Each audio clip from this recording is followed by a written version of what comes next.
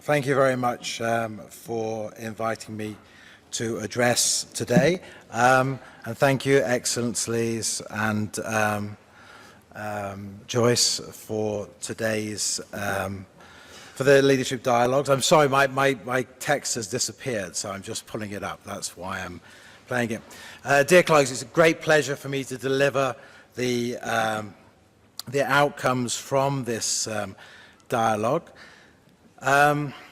We had 3 leadership dialogues that to some extent had a common thread amongst them, which was that we needed, in order to succeed, a substantial shift in sustainable consumption and production patterns.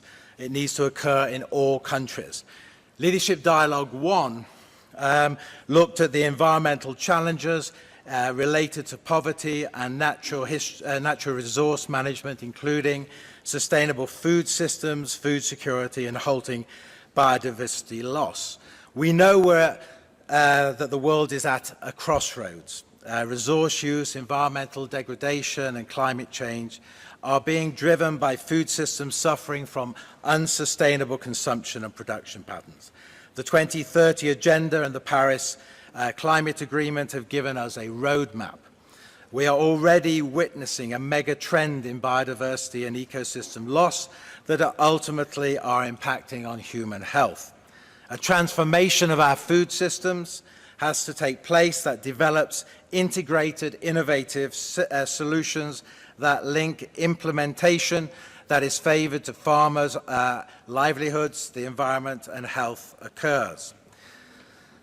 In Leadership 2, life cycle approaches to resource efficiency, energy, chemicals, and waste management, we heard that life cycle approaches provide the systemic perspective necessary to force and focus on the key levers of change, and they address potential trade-offs linked to alternative solutions whilst helping to address market distortions and economic signals.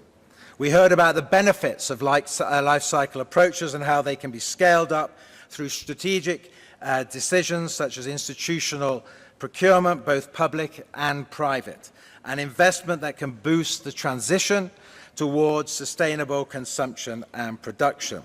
The digital transformation is an important enabler for the necessary changes connected to life cycle approaches and the circular economy.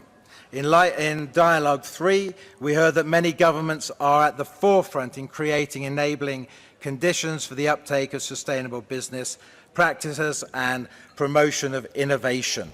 To scale up adapted business practices, we would need to align policy frameworks, funding mechanisms, and infrastructure to achieve this goal. We need a strong and coherent policy framework to boost innovation and new technologies and better jobs. Innovative technologies can help overcome infrastructure gaps, especially in the context of Africa, and help avoid locking in unsustainable and inefficient infrastructure.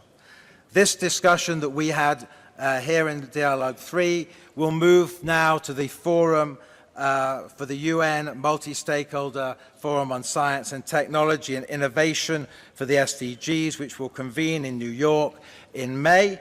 And lastly, I'd like to thank those ministers and high-level delegates and speakers who participated in all of the dialogues and UNEP staff for their support. Thank you.